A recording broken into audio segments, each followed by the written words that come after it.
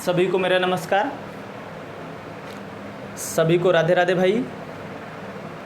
तो चलिए आज मैं आप लोगों को एक नया सेशन लेकर चलता हूँ। एंगल, कोण के बारे में हम जानेंगे कि कोण क्या है, कोण किसे कहते हैं, कोण कितने प्रकार का होता है, कौन सा कोण क्या है, उसका डेफिनीशन क्या है। आज मैं सारा एकदम डिटेल्स में पूरा आपको बताऊंगा। तो आप लोग सबसे पहले सबको जगा दोगे, सबको भाई यहाँ बुला लो और सबको शेयर कर दो और आप लोग लाइक कर दो, ठीक। और जो लोग चैनल पर नए हैं वो लोग चैनल को सब्सक्राइब कर देंगे। तो सबसे पहले हमें जानना है कोण किसे कहते हैं। तो मेरा पहला प्रश्न यहाँ से रेज होता है कि व्हाट इज़ एंगल, कोण क्या है, कोण क्या है या कोण किसे कहते हैं।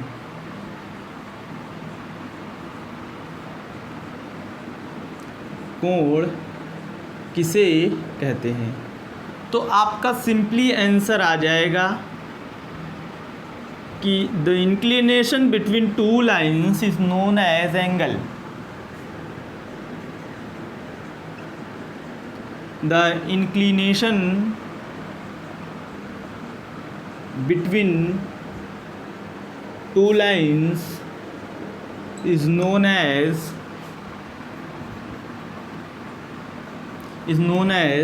angle। अगर आप हिंदी में इसको जानना चाहते हैं तो कहेंगे कि दो रेखाओं के बीच बने झुकाव को कोण कहते हैं। क्या कहोगे? दो रेखाओं के बीच बने झुकाव को कोण कहते हैं। तो आप लोग मैक्सिमम लोग हिंदी मीडियम हो तो मेरी भी मजबूरी होती है कि आपको सब हिंदी में बताना, ठीक। तो इसलिए मैं सारा चैप्टर हिंदी में पढ़ाया हूँ, तो ये भी हिंदी में भी पढ़ाऊँगा। जहाँ जैसा टर्म आएगा उसको मैं बता दूँगा कि ये इस तरह से यूज किया जाता है। तो क्या बोलोगे? दो रेखाओं के बीच बने झुकाव को, दो रेखाओं के बीच बने झुकाव को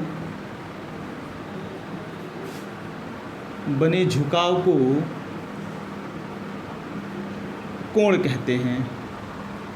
दो रेखाओं के बीच बने झुकाव को कोण कहते हैं, ठीक। जैसे सपोज दैट एक रेखा आपका ये है और ये दूसरा रेखा है और इसके बीच ये जो झुकाव है यही आपका एंगल है। क्या है? यही आपका एंगल है कि दो रेखाओं के बीच ये जो झुकाव है ये आपका क्या है? एंगल है, कोण यही है। लेकिन आपके मन में एक दूसरा क्वेश्चन आता है, यार झुकाव तो यहाँ भी है, झुकाव तो यहाँ भी है, झुकाव तो यहाँ भी है। तो हाँ, आपके मन में जो क्वेश्चन आता है वो सही क्वेश्चन है कि झुकाव यहाँ भी है तो कोण यहाँ भी बनेगा। लेकिन आपको सिंपली डेफिनेशन समझने के लिए केवल एक जगह बनाना पड़ेगा, ये क्या है? कोण है, ठीक। एक जगह आप दिखा दो, ये जो इंक्लिनेशन हुआ है ये क्या है? झुकाव है, कोण यही है आपका, ठीक। तो जैसे मैं कहूँ कि भाई कोण है तो कोण में भी धन या ऋण होता है क्या? मैं कहूँ कि आप ज़रा हमें 45 डिग्री का एंगल बना के दिखाओगे तो कहोगे आप ऐसे कि आपका क्या है? 45 डिग्री का एंगल।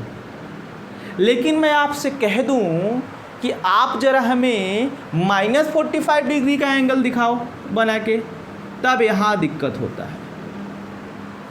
तब यहाँ पर क्या होता है? दिक्कत होता है। तो यहाँ से दो क्वेश्चन बनता है, एक धन कोण, एक ऋण कोण, positive angle and negative angle. तो आप ऐसे अपने कॉपी में लिखिएगा, एक तरफ धन कोण और दूसरी तरफ लिखिएगा ऋण कोण।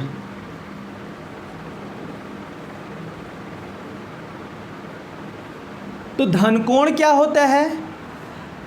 ध्यान से समझिएगा। कहते हैं ना, एंटी क्लॉकवाइज डायरेक्शन में बना कोण धन कोण कहलाता है। किस डायरेक्शन में? एंटी क्लॉकवाइज डायरेक्शन में।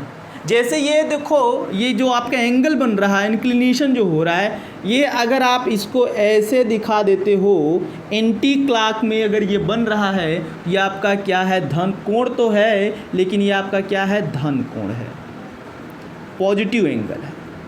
क्या है, पॉजिटिव एंगल है। जैसे मैं कहूँ कि आप हमें +45 या 45 डिग्री का एंगल बना के दिखाइए, आप इसको दिखाओगे, यहाँ से एरो जो है ऊपर लेके जाओगे।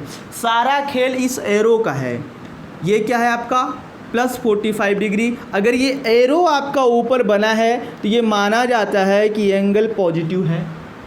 लेकिन आपसे कहा जाए कि भाई ऋण कोण बताइए, तो इसकी जो डेफिनेशन है, कहोगे क्लॉकवाइज डायरेक्शन में बना कोण ऋण कोण कहलाता है। किस डायरेक्शन में, क्लॉकवाइज डायरेक्शन में बना कोण ऋण कोण कहलाता है। तो क्लॉकवाइज डायरेक्शन आपका ये होगा, मतलब एरो नीचे की तरफ झुका होगा, ये आपका कोण कहलाएगा ऋण कोण। क्या होगा, यहाँ का जो थीटा एंगल बनेगा ये होगा आपका ऋण कोण। क्या होगा भाई, ऋण कोण। ठीक, इतनी बात समझ में आई।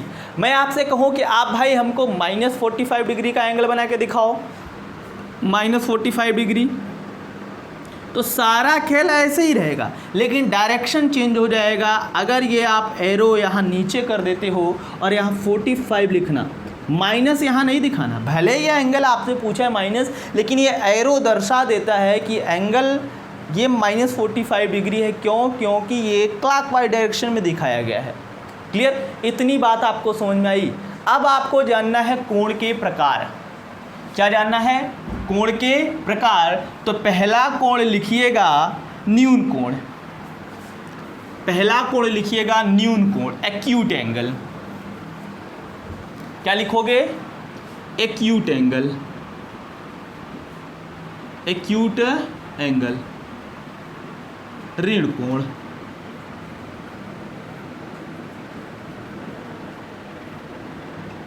क्लियर। तो इसकी डेफिनेशन आपको क्या जानना है, आप लिखते चलिएगा कि ऐसा कोण जो 0 अंश से बड़ा हो और 90 अंश से छोटा हो। क्या बोलोगे, ऐसा कोण जो 0 से बड़ा हो और 90 अंश से छोटा हो क्या कहलाता है। सॉरी, ये मैंने यहाँ गलत लिख दिया, यहाँ में लिखना न्यून कोण, वो मिस्टेक हो गया था, न्यून कोण। तो डेफिनेशन में बता रहा था कि ऐसा कोण जो 0 से ज़्यादा हो 90 से कम हो क्या कहलाता है, आपका न्यून कोण कहलाता है। बना लीजिएगा, ऐसा कोण, या लिख लीजिएगा, ऐसा कोण जो 0 अंश से ज़्यादा हो और 90 अंश से कम हो क्या कहलाता है, न्यून कोण कहलाता है। Acute angle, acute angle is lies between 0 degree and 90 degree. Clear. तो आप इसको कहोगे कि ये सपोज दैट थीटा आपका न्यून कोण है और ये 0 से ज़्यादा होगा और ये 90 से कम होगा। 0 से ज़्यादा 90 से कम होगा, ये आपका क्या कहलाएगा, एक्यूट एंगल। और एक चीज़, इसका डायरेक्शन ऐसे भी दिखा सकते हो कि ऐसा कोण जो 0 से ज़्यादा हो और 90 से कम हो, ये आपका एक्यूट एंगल कहलाता है। दोनों सही है। मैं इस तरीके से बता रहा हूँ भाई, आप जिससे ये पूरी तरह समझ जाओ, जिससे आप किताबी भाषा भी जान जाओ, क्योंकि बुक में ऐसे लिखा होता है तो आपको समझ में नहीं आता। इसका मतलब ये थीटा मुंह खुला इसकी तरफ, मतलब ये थीटा 0 से बड़ा है और ये थीटा 90 से छोटा है। दूसरा आपको लिखना है एक चीज़ और, जैसे यहाँ से क्वेश्चन रेज होता है कि 10 डिग्री कौन सा कोण है, तो कहोगे न्यून कोण है। 20 डिग्री कौन सा कोण है, न्यून कोण है। 50 डिग्री कौन सा कोण है, न्यून कोण है। 45 डिग्री कौन सा कोण है, 70 डिग्री, 60 डिग्री, 89 डिग्री तक ये क्या कहलाएगा, न्यून कोण कहलाएगा। क्या कहलाएगा, न्यून कोण कहलाएगा। इसके बाद आपको जानना है अधिक कोण, या इसके तुरंत बाद आता है आपका एक कोण आता है समकोण, उसको जान लीजिए, राइट एंगल।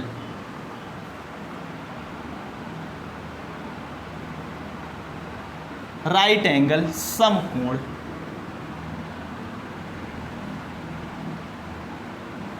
समकोण, समकोण मतलब 90 अंश के कोण को समकोण कहते हैं। क्या कहोगे कि 90 अंश के कोण को समकोण कहते हैं। डेफिनेशन लिख लीजिएगा, अगर थीटा का मान 90 है तो क्या कहलाएगा, समकोण कहलाएगा। क्या कहलाएगा? समकोण कहलाएगा। ठीक, इसके बाद आपको जानना है अधिक कोण, ऑब्ट्यूज एंगल।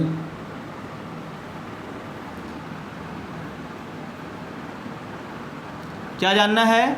ऑब्ट्यूज एंगल, अधिक कोण।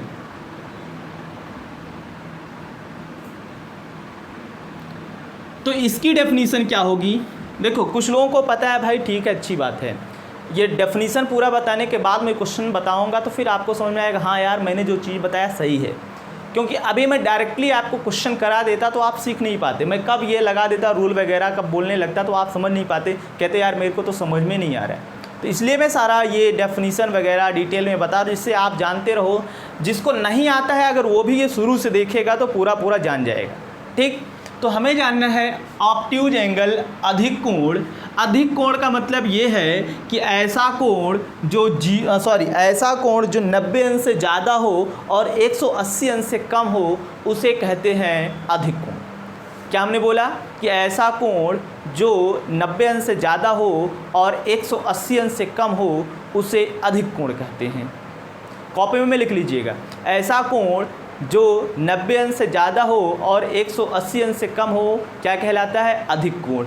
कहोगे theta lies between 90 degree and 180 degree. ये थीटा सपोज दैट अधिक कोण है और ये 90 से ज़्यादा होगा और 180 से कम होगा। ये थीटा 90 से ज़्यादा होगा और 180 से कम होगा तो क्या कहलाएगा? अधिक कोण कहलाएगा। ठीक, इसके बाद हमें जानना है सरल कोण, रिज कोण,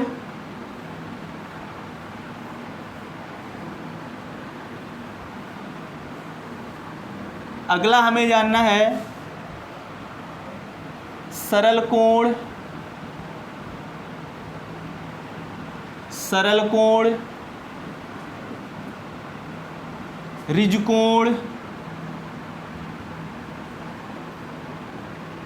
रिज कोण, रेखीय कोण, रेखीय। इसके 3 नाम हैं। इसको कहोगे linear angle, line angle, linear angle, जो भी कह दो, लीनियर एंगल। इसका नाम याद रखना, ये नाम में कंफ्यूज करता है। ये 3 नाम है इसके, कौन कौन सा? सरल कोण, रिज कोण, रेखीय कोण। क्लियर? तो क्या बोलोगे कि ऐसा कोण जिसका मान 180 अंश के बराबर हो क्या कहलाता है आपका? रिज कोण या रेखीय कोण या सरल कोण। बना लीजिए इसको ऐसे ही।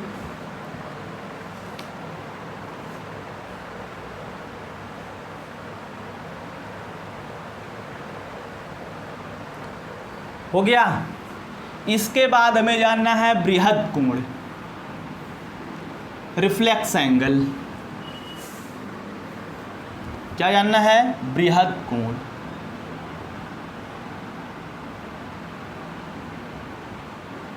बृहद कोण, रिफ्लेक्स एंगल।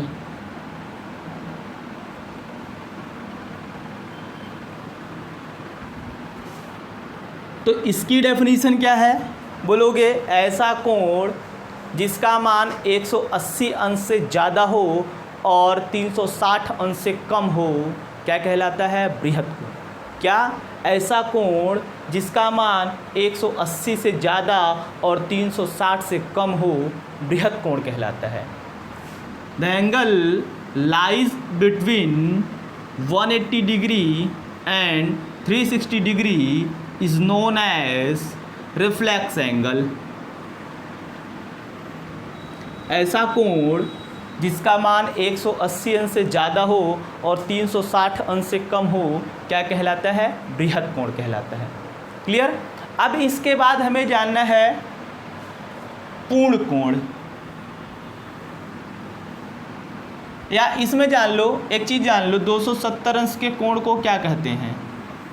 270 अंश के कोण को बृहद कोण कहते हैं। ध्यान देना, कभी कभी बुक में ये दे रखा होता है 180 से 270, हालांकि वो सही लिखा होता है लेकिन एक्चुअली होता क्या है 180 से 360।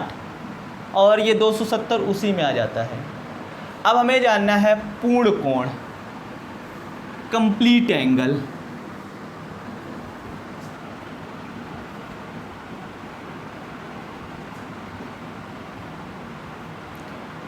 पूर्ण कोण, कंप्लीट एंगल।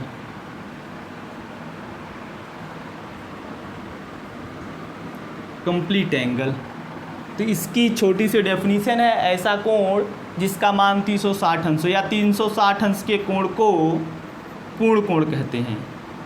लिखिएगा, 360 अंश के कोण को पूर्ण कोण कहते हैं।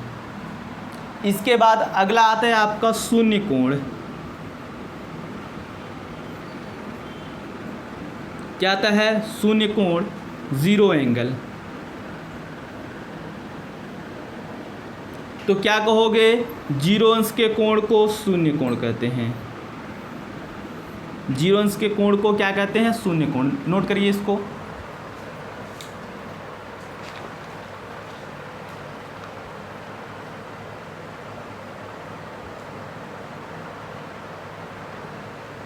हो गया। इसके बाद आपको जानना पड़ेगा पूरक कोण,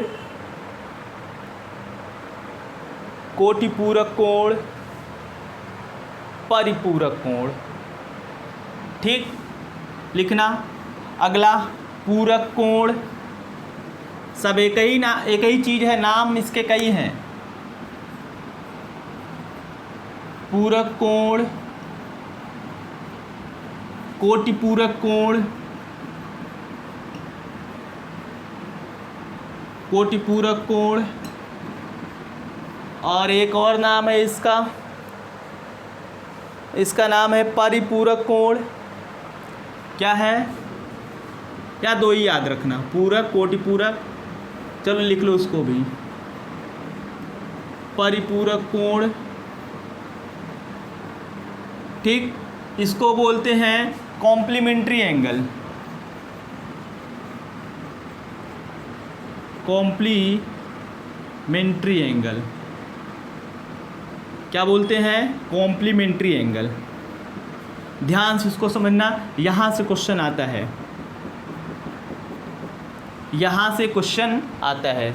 तो आप ज़रा बताओ कि पूरक कोण, कोटिपूरक कोण या परिपूरक कोण किसे कहते हैं? तो ध्यान देना, मैं बता रहा हूँ, डेफिनीशन याद रखना कि ऐसे दो कोण, क्या बोल रहा हूँ? ऐसे दो कोण जिनका योग 90 अंश के बराबर हो जाए तो वे एक दूसरे के पूरक, कोटिपूरक या परिपूरक कोण कहलाते हैं। क्या हमने बोला कि ऐसे दो कोण जिनका योग 90 अंश के बराबर हो जाए या जिनका योग 90 अंश हो जाए तो वे एक दूसरे के पूरक, कोटिपूरक, परिपूरक कोण कहलाते हैं। ठीक, लिखिएगा, ऐसे दो कोण, या तो आप लिख लोगे ना, तेजी से लिख लो, ऐसे दो कोण जिनका योग 90 अंश हो जाए तो वे एक दूसरे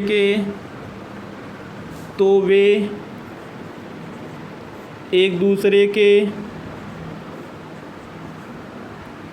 पूरक कोण कहलाते हैं।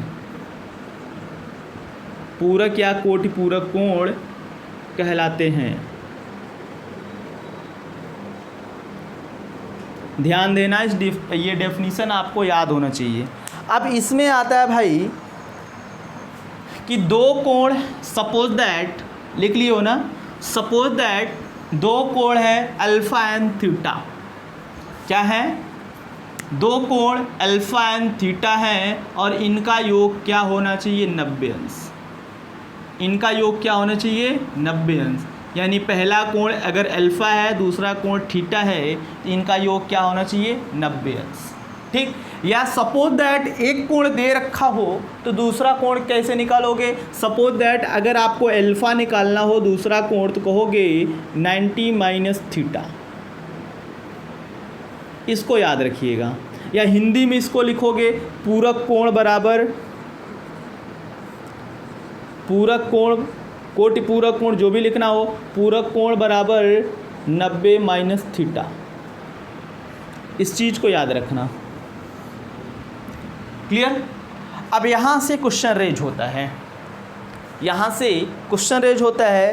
पहला क्वेश्चन जैसे ये बनता है कि 30 अंश के कोण का पूरक कोण बताइए। अपने कॉपी में क्वेश्चन लिखिएगा, 30 अंश के कोण का पूरक कोण बताइए, 30 अंश के कोण का पूरक कोण बताइए।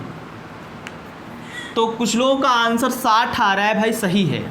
जैसे 30 अंश कोण जो दे रखा होगा वो थीटा मान लो, यानी 30 अंश दे रखा है, हमसे पूरक कोण पूछा है। क्या पूछा है? पूरक कोण पूछा है। तो पूरक कोण बराबर क्या होता है, या ये पूछा है पूरक कोण। तो आप कहोगे पूरक कोण बराबर 90 माइनस थीटा। तो 90 और थीटा दे रखा है कितना, ये क्या हो गया 60 अंश। 30 अंश के कोण का पूरक कोण क्या होगा 60 अंश। दूसरा क्वेश्चन लिखिएगा, 50 अंश के कोण का पूरक कोण बताइए। 50 अंश के कोण का पूरक कोण बताइए। 50 अंश के कोण का पूरक कोण बताइए। ठीक, तो यहाँ से 50 माइनस करोगे, ये कितना आएगा आपका 40 अंश। क्या आएगा 40 अंश। क्लियर। दूसरा मैं बहुत सारा क्वेश्चन बना सकता हूँ कि 65 अंश के कोण का पूरक कोण बताइए। 65 अंश के कोण का पूरक कोण बताइए। तो आप ज़रा बताओ क्या बताओगे, 90 से 65 को घटा दो, 25 अंश आएगा। यही बोला है ना, 65 अंश के कोण का पूरक कोण बताइए, ये हो जाएगा 25। ठीक, नोट करिए इसको।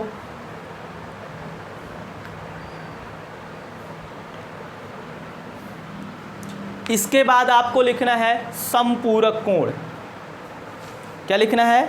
समपूरक कोण। लिखिएगा अगला,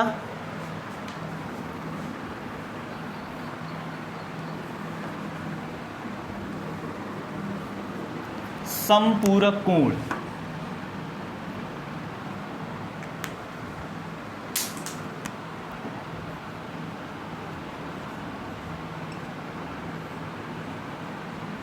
समपूरक कोण, इसका एक दूसरा नाम है ऋजपूरक कोण।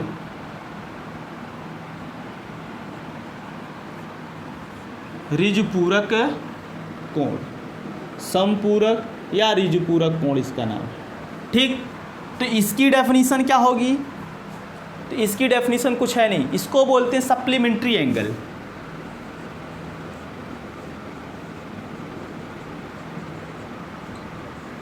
Supplementary angle.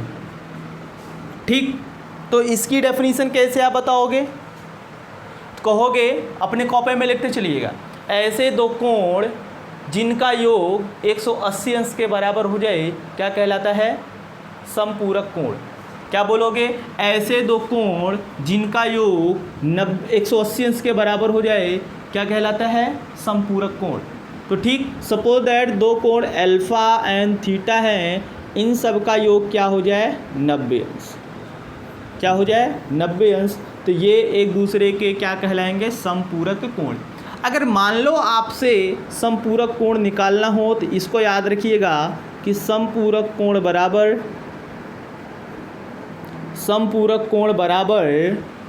सॉरी, यहाँ 180 अंश लिखा, सॉरी।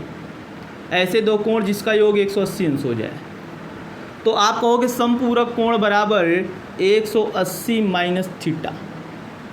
थीटा मतलब दिया गया कोण, थीटा मतलब दिया गया कोण। क्लियर। इसको आपको याद रखना है कि समपूरक कोण अगर निकालना हो क्या बोलोगे? 180 अंश माइनस थीटा। लिखना है क्वेश्चन, एक क्वेश्चन लिखिएगा, 75 अंश के कोण का समपूरक कोण बताइए। 75 अंश के कोण का समपूरक कोण बताइए। तो क्या दे रखा है? आपका थीटा दे रखा है। क्या दे रखा है? थीटा दे रखा है। थीटा बराबर कितना? 75 अंश दे रखा है और समपूरक कोण आपसे पूछा है।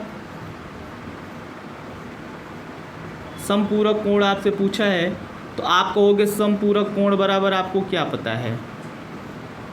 समपूरक कोण बराबर क्या होता है? 180 माइनस थीटा।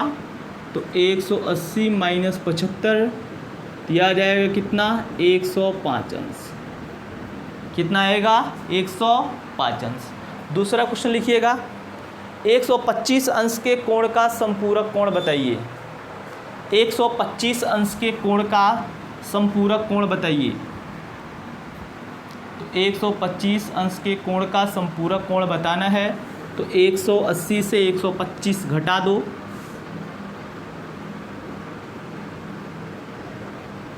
ये हो जाएगा 55 डिग्री। कितना हो जाएगा? 55 डिग्री। दूसरा क्वेश्चन लिखिएगा, ये कुछ है नहीं इसलिए तेज़ी से बोल रहा हूँ, लिखना। 95 अंश के कोण का संपूरक कोण बताइए। 95 अंश के कोण का संपूरक कोण बताइए। ये हो जाएगा 180 माइनस 95, तो घटाओगे कितना आएगा भाई? 85 डिग्री। कितना आएगा? 85 डिग्री। नोट करिए इसको।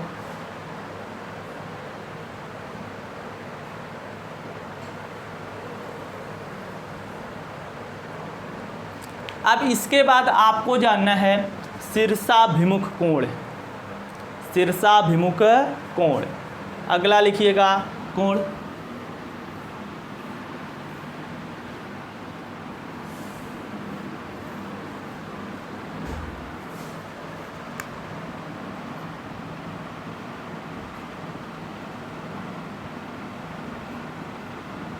शीर्षाभिमुख कोण, वर्टिकली अपोजिट एंगल।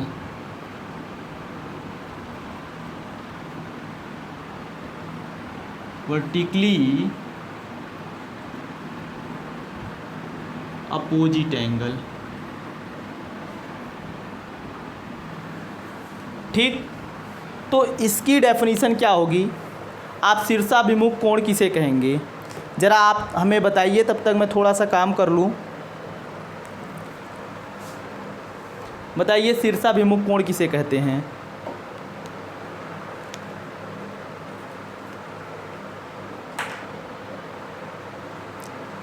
तो इसमें कहा जाता है कि जब दो रेखाएं एक दूसरे को प्रतिच्छेदित करती हैं, जब दो रेखाएं एक दूसरे को प्रतिच्छेदित करती हैं तो प्रतिच्छेद बिंदु के विपरीत दिशाओं में बने कोण को क्या कहते हैं? शीर्षाभिमुख कोण कहते हैं। क्या चीज़? जब दो रेखाएं एक दूसरे को प्रतिच्छेदित करती हैं तो प्रतिच्छेद बिंदु के विपरीत दिशाओं में बने कोण को शीर्षाभिमुख कोण कहते हैं। 1 मिनट मैं आपको बता रहा हूँ।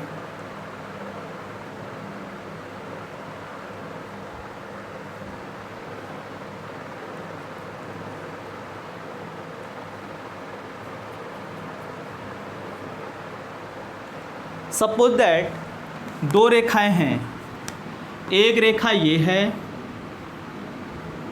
और एक रेखा ये है। ये दो रेखाएं जब एक दूसरे को प्रतिच्छेदित करती हैं, सपोज दैट ये इस बिंदु पर प्रतिच्छेदित करती हैं, तो ये प्रतिच्छेद बिंदु हो गया। क्या हो गया? प्रतिच्छेद बिंदु।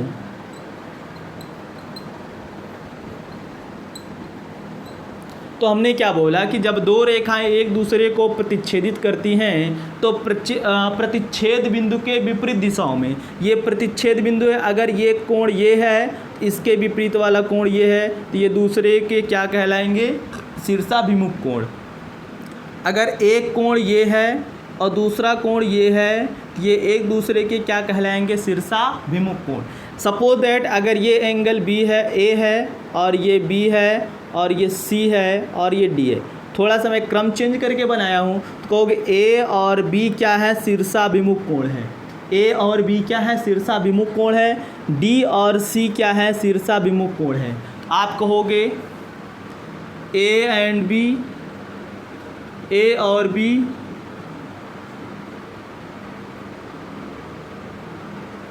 शीर्षाभिमुख कोण हैं, शीर्षाभिमुख कोण हैं। तो एक चीज़ और याद रखना, शीर्षाभिमुख कोण आपस में बराबर होते हैं। शीर्षाभिमुख कोण आपस में बराबर होते हैं। कहोगे कोण ए बराबर कोण बी, कोण ए बराबर कोण बी। ध्यान देना, शीर्षाभिमुख कोण क्या होता है? कि एक दूसरे के बराबर होते हैं। अगर ये 60 अंश होगा तो ये भी क्या होगा 60 अंश। और दूसरी बात ये कि डी और सी या सी और डी क्या है शीर्षाभिमुख कोण। सी और डी शीर्षाभिमुख कोण हैं।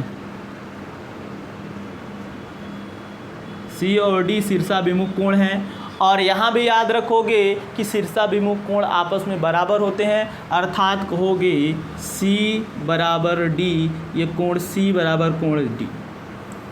क्लियर? इतना बात आपको याद रखना है। क्लियर? एक चीज़ और याद रखना है, थोड़ा सा रेखी कोण के बारे में जब मैं बता रहा तो वहीं हमको बता देना चाहिए था कि रेखी कोण अगर आपका ये है, अगर आपका ये रेखी कोण है, इस बिंदु पर रेखी कोण आप बना रहे हो तो यहाँ से यहाँ तक का कोण क्या कहलाएगा रेखी कोण, और इसकी वैल्यू क्या कहलाएगी 180 अंश। यही आपका रेखी कोण है। और यहाँ से यहाँ तक का कोण क्या कहलाएगा रेखी कोण, और इसकी भी वैल्यू क्या हो जाएगी 180 अंश। इसको बना लीजिए ऐसे अपनी कॉपी में लाल लाइन के ऊपर।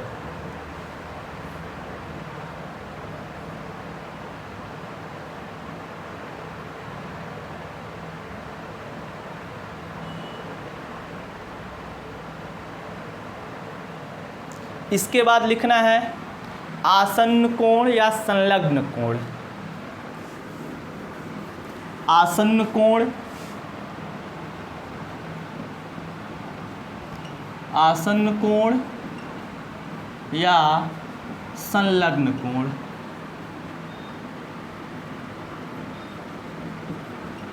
संलग्न कोण इसको बोलते हैं एडजेसेंट एंगल।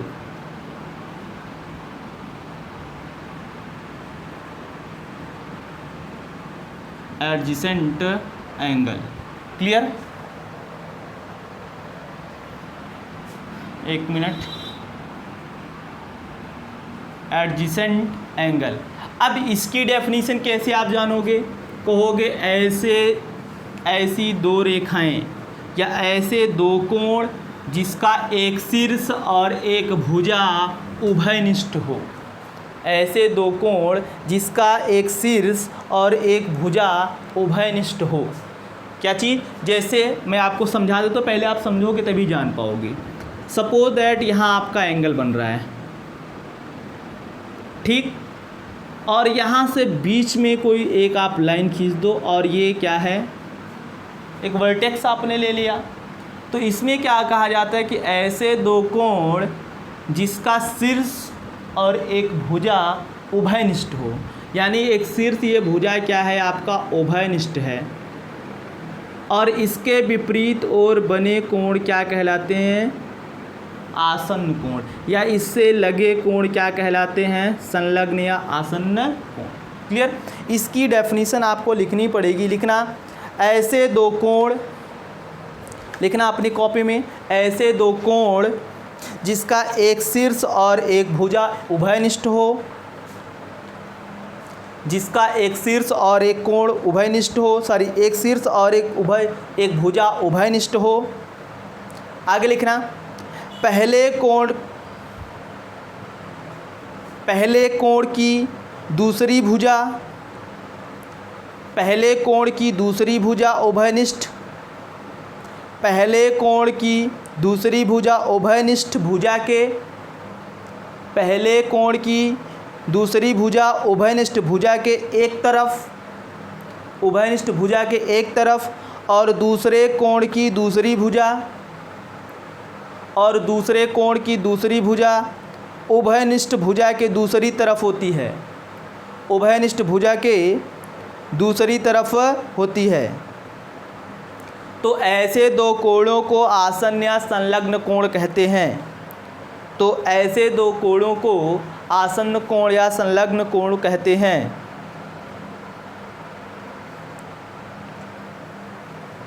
क्लियर?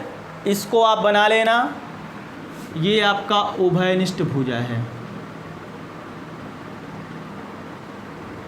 और आपको ज़्यादा समझना नहीं है, पड़ोसी वाले एंगल को संलग्न कोण कहते हैं। ये कोण है तो इसका पड़ोसी कोण है ये, तो ये दोनों एक दूसरे के क्या कहलाएंगे आसन्न या संलग्न कोण।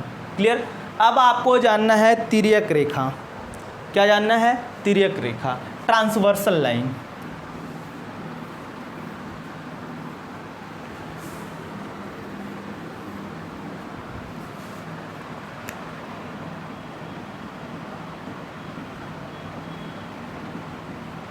तिर्यक रेखा, ट्रांसवर्सल लाइन।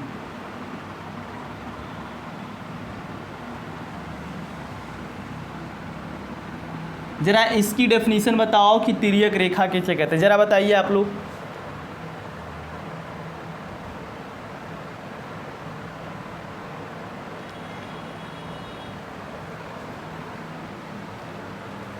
बोलो भाई। तो इसकी डेफिनेशन लिखना, जब कोई रेखा दो रेखाओं को अलग अलग बिंदुओं पर प्रतिच्छेदित करती है, जब कोई रेखा दो रेखाओं को अलग अलग बिंदुओं पर प्रतिच्छेदित करती है तो वह रेखा तिर्यक छेदी रेखा कहलाती है। तो वह रेखा तिर्यक छेदी रेखा कहलाती है। जैसे सपोज दैट ये दो रेखाएं हैं और एक तीसरी रेखा जो है इन दो रेखाओं को एक बिंदु यहाँ पर प्रतिच्छेदित करती है, तो ये वाली रेखा आपकी तिर्यक रेखा कहलाएगी। क्या कहलाएगी? तिर्यक रेखा। बस आपको ऐसे समझना है कि जब कोई रेखा किसी दो रेखाओं को दो अलग अलग बिंदुओं पर प्रतिच्छेदित करती है तो वह रेखा तिर्यक रेखा कहलाती है। क्या कहलाती है? तिर्यक रेखा कहलाती है।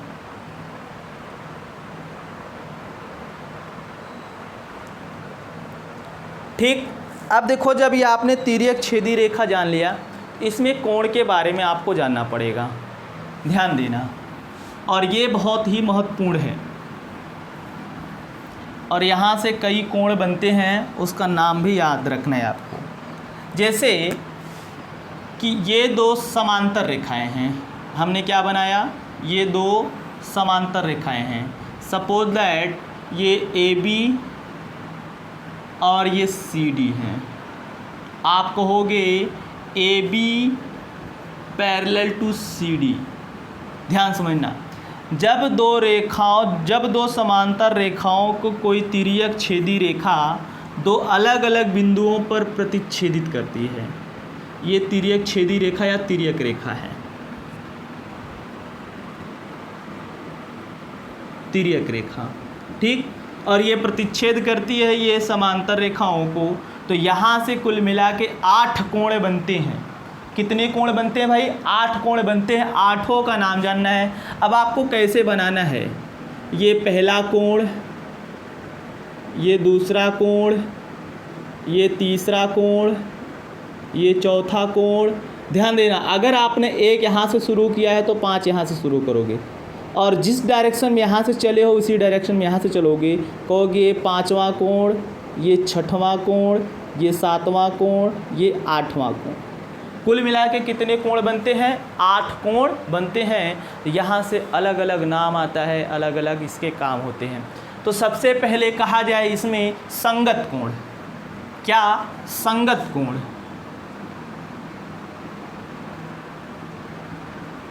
इंग्लिश में इसको बोलते हैं करेस्पॉन्डिंग एंगल।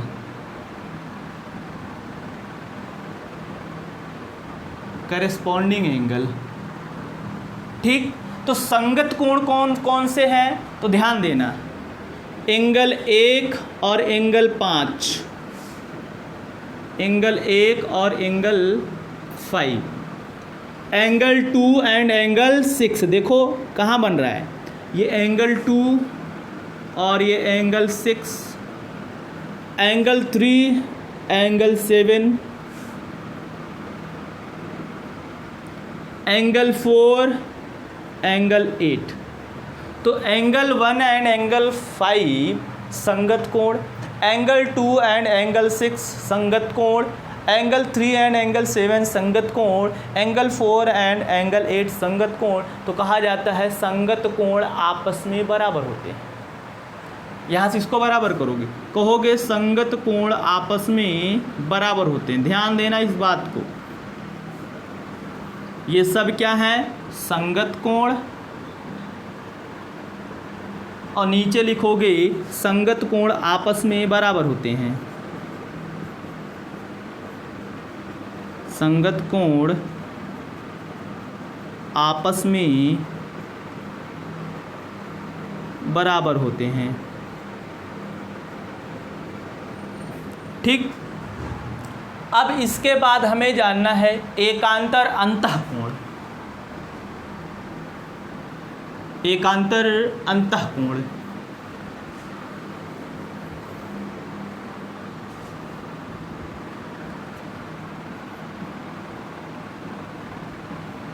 एकांतर अंतःकोण अल्टरनेट इंटीरियर एंगल।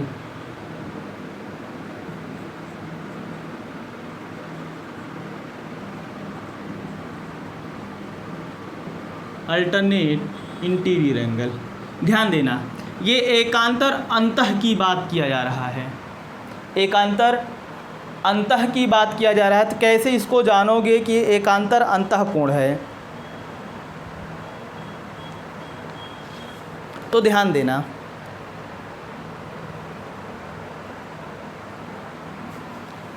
अंतः की बात किया है तो ये ए बी रेखा और सी डी रेखा के दोनों ये अंदर की तरफ, बाहर नहीं जाना है, अंतः बोला है। तो तिर्यक छेदी रेखा के विपरीत ओर जो कोण बनता है वो कहलाता है एकांतर अंतःकोण। जैसे ये अंदर की बात करना, ये एक कोण सपोज दैट आप 2 लेते हो, तो ये तिर्यक छेदी रेखा के दाएं साइड है। तो ये दूसरा कोण यहाँ से तिर्यक छेदी रेखा के बाएं साइड विपरीत ओर जो कोण बनेगा वो आपका कहलाएगा एकांतर अंतःकोण। कहोगे angle 2 and angle 8, angle 2 and angle 8 are alternate interior angle. आगे कहोगे एंगल 3, तो इसका एकांतर अंतः कौन होगा? एंगल 5। कहोगे angle 3 and angle 5 are alternate interior angle.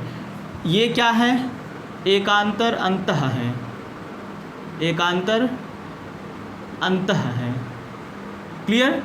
और कहा जाता है एकांतर अंतःकोण आपस में बराबर होते हैं। एकांतर अंतःकोण आपस में बराबर होते हैं, अर्थात ये angle 2 equal to angle 8, angle 3 equal to angle 5। Clear? इतनी बात समझ में आई। अब इसके बाद आपको जानना है एकांतर बाह्य कोण। एकांतर बाह्य कोण अल्टरनेट एक्सटीरियर एंगल।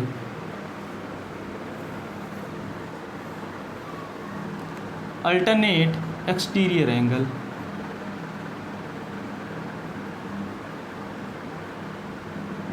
ठीक।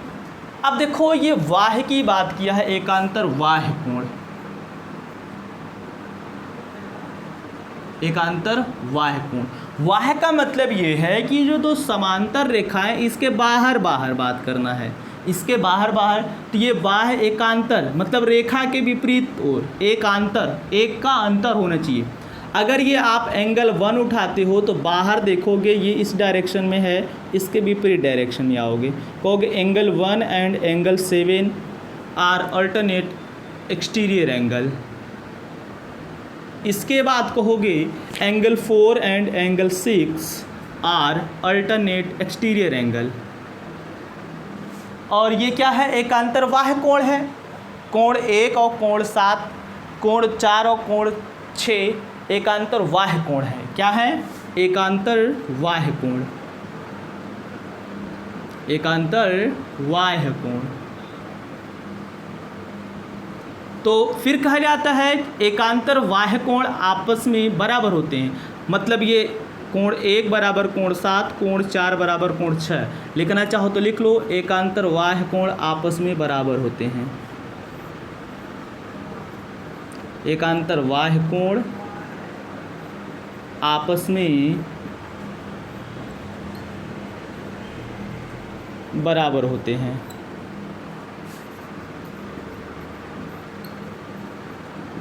क्लियर? इतनी बात अगर आपको समझ में आ गई तो भाई आपका काम हो गया। क्या हुआ? आपका काम हो गया। ठीक, इतना चीज़ आपको याद रखना। वैसे मैं इसका क्वेश्चन करा देता लेकिन बहुत ज़्यादा टाइम हो गया है, तो हमने आपको सारा बेसिक बता दिया। अगर आपको ये आज की क्लास पूरा आपको समझ में आ गया हो, इसके बाद मैं 100% गारंटी लेता हूँ कि जो भी क्वेश्चन मैं करवाऊँगा आप लगा ले जाओगे। लेकिन शर्त ये है कि आज की क्लास जितना हमने बताया उसको आपको समझना है और कायदे से माइंड में सेटअप करना है, क्योंकि ये कब लग जाएगा एकांतर अंतः, कब एकांतर वाय, कब संगत लगा दूंगा, वो डिपेंड करता है क्वेश्चन के ऊपर। तो आपका काम है इसको कायदे से लर्न करना। अगर लर्न कर लेते हो तो फिर एंगल के सारे क्वेश्चन में लगवा दूंगा। ठीक, तो आज के लिए बस इतना ही। Okay, thank you.